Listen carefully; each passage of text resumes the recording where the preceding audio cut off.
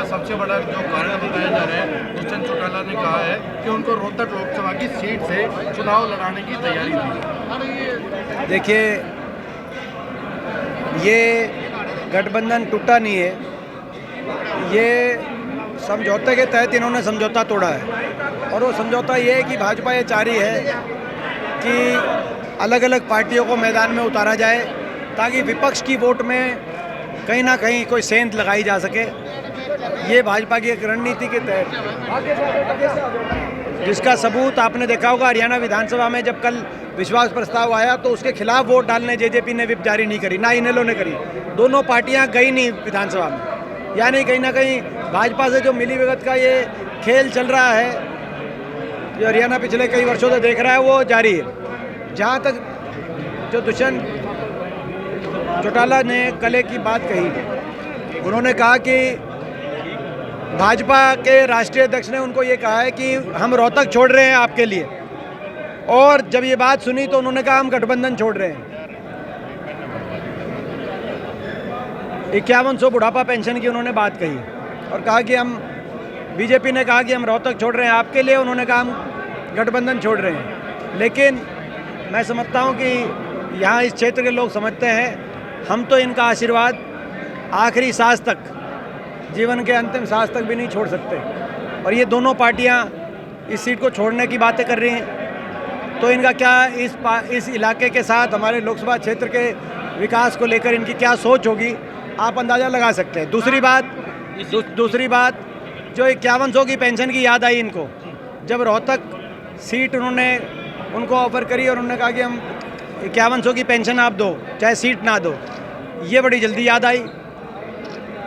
ये तब याद नहीं आई जब प्रदेश में ये सरकार कर्मचारी पे लाठीचार्ज कर रही थी, जब सरपंचों पे अत्याचार कर रही थी, जब मनरेगा के मजदूरों पे लाठीचार्ज कर रही थी, जब आंगनवाड़ी और आशा वर्करों पे लाठीचार्ज कर रही थी, जब किसान 750 किसानों की जान कुर्बान हो रही थी किसान आंदोलन में, जब हमारी बेटियों को दिल्ली की सड़कों पे घसीटा जा रहा था, जब हमारे पहलवानों का तिरस्कार किया जा रहा था, जब बेरोजगारी में हरियाणा देश में नंबर 1 पे पहुंच रहा था, इनको तब तो याद नहीं आई 5 साल तक।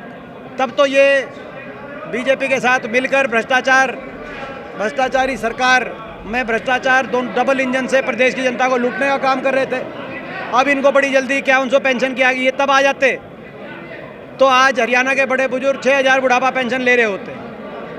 आज हरियाणा के बड़े बुजुर्गों को कितना नुकसान इन्होंने कराया है। अगर इनके ईमानदारी से बड़े बुजुर्गों की सोचते और अपने मलाई खाने की और अपने भ्रष्टाचार की ना सोचते और ये सही समय पे आ जाते, तो आज हरियाणा के बड़े बुजुर्ग 6000 बुढ़ापा पेंशन उनकी होती। अरविंद केजरीवाल का ये बयान आया है कि सीएए लागू होने से देश के जो पड़ोसी देश हैं उनमें से घुसपैठ के घुस जाएंगे, ये देश के लिए खतरनाक है।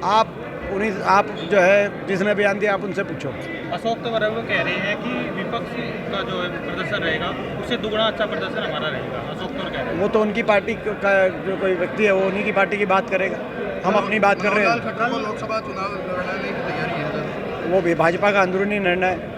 ना तो इनेलो और ना ही जेजेपी कोई सी पार्टी भी विधानसभा नहीं। ये मैंने इसमें बता चुका। एक देश एक चुनाव को लेकर अभी राष्ट्रपति को जो ये भाजपा के नारे बहुत होते हैं, काम नहीं होता है। नारे तो बहुत थे, 10 साल में उन नारों की हवा निकलते, पोल निकलते हमने देखा है। आज कौन सा नारा धरातल पे उतारा गया है? मैं पूछना चाहता हूँ, किसान की आमदनी दुगना करने का नारा था, लेकिन किसान के खर्चे दुगने हो गए, कर्जा दुगना हो गया। स्वामीनाथन कमीशन लागू करने का नारा था, लेकिन स्वामीनाथन की तो दूर की बात है, किसान की एमएसपी बचाने के लिए किसान को आंदोलन करना पड़ गया।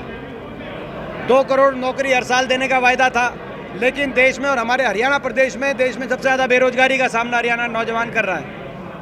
आज वायदे बहुत थे, 1 रैंक 1 पेंशन का वायदा था, लेकिन 9 रैंक 9 पेंशन की स्कीम अग्निपथ ये सरकार लेके आ गई। 100 स्मार्ट सिटी का नारा था, लेकिन आज कौन सी स्मार्ट सिटी हुई है देश के अंदर, ये बताए। बुलेट ट्रेन का नारा था, क्या क्या नारे थे।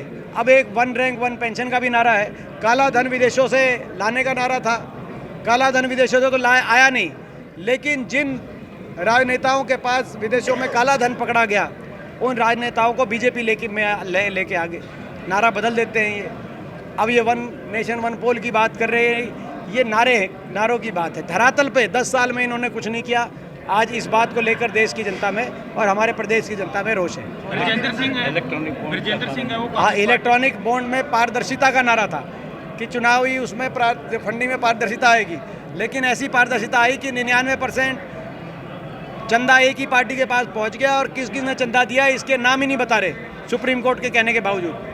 ये स्थिति आ गई देश में। ब्रजेंद्र सिंह है वो कांग्रेस पार्टी में शामिल हो गए, लेकिन वीरेंद्र सिंह कह रहे हैं मैं भी बीजेपी में हूँ और एक बड़ी रैली करूँगा। अगर राहुल गांधी, सोनिया गांधी, मल्लिकार्जुन खड़गे आते हैं तो मैं अपने सभी कार्यकर्ताओं के साथ बीजेपी में आ जाऊँ, कांग्रेस में आ जाऊँ। देखिए, मैं समझता हूँ कि कांग्रेस पार्टी में पिछले 1-1.25 साल से लगातार 35 से ज़्यादा पूर्व विधायक, पूर्व मंत्री, पूर्व सांसद और अब मौजूदा सांसद भी कांग्रेस पार्टी में शामिल जिस क्रम में हो रहे हैं, वो प्रतीक इस बात का है कि प्रदेश की जनता ने मन बना लिया है, प्रदेश में बदलाव आएगा, बीजेपी की सरकार जाएगी, हुड्डा साहब के नेतृत्व में कांग्रेस पार्टी की सरकार आएगी।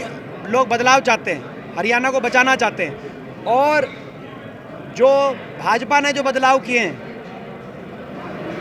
वो भी इस बात का प्रतीक है कि उन्होंने स्वयं ये कबूल लिया कि उनकी सरकार विफल रही थी, उनकी सरकार के प्रति लोगों में बहुत रोष है। लेकिन 10 साल तक भट्टा जो बिठा दिया हरियाणा का, उसकी जवाबदेही किसकी रही? लोगों में बड़ा रोष है, लोगों में नाराज़गी है। उन्होंने खुद मान ली, स्वीकार कर ली भाजपा ने कि उनकी सरकार हरियाणा का नुकसानदायक साबित हुई, तभी उन्होंने अपनी सरकार में चेहरों को बदलने का काम किया है। हमारा संकल्प आज हमने लिया है, हरियाणा में कांग्रेस की सरकार लाएंगे, हरियाणा खुशहाली के रास्ते पे लेके जाएंगे। बड़े बुजुर्गों की 4 महीने के बाद 6,000 पेंशन करवाएंगे। महंगाई का चक्कर तोड़ते हुए हर परिवार को 4-6 महीने के बाद हर परिवार को 300 यूनिट फ्री बिजली के दिलवाएंगे। 500 रुपये में गैस का सिलेंडर दिलवाएंगे। कर्मचारियों को, कांग्रेस पार्टी की सरकार बनते ही कर्मचारियों को ओल्ड पेंशन स्कीम दिलवाएंगे और सभी गरीब परिवारों को, SC वर्ग के हमारे परिवारों को, बैकवर्ड क्लास 1 के हमारे परिवारों को और BPL के 36 बिरादरी के परिवारों को 100 गज के प्लॉट की स्कीम दोबारा चलवाएंगे। जो रह गए थे परिवार, उनको 100 गज के प्लॉट दिलवाएंगे, कब्जे दिलवाएंगे, कॉलोनियों का उनका विकास करवाएंगे और 3.5 लाख की आर्थिक मदद करते हुए इंदिरा आवास योजना से मकान की, क्योंकि इन्होंने 10 साल से एक मकान भी नहीं दिया है सरकार ने, तो मकान की भी हम जो है हर गरीब परिवार को 3.5 लाख की मकान की हम सहायता कराएंगे। चर्चा ये भी थी कि जेजेपी का गठबंधन टूटा है, लेकिन कांग्रेस के हाईकमान की तरफ ये था कि एक सीट वो कांग्रेस को जेजेपी को दे सकती है। कांग्रेस क्या जेजेपी का जो गठबंधन टूटा है, केंद्र की तरफ से ये जारी किया गया था, एक सीट दे देते अगर इंडिया गठबंधन में जेजेपी शामिल हो जाता है। ये कौन कर रहा है चर्चा? चर्चा थी सोशल मीडिया पर। नहीं, वो कोई जो है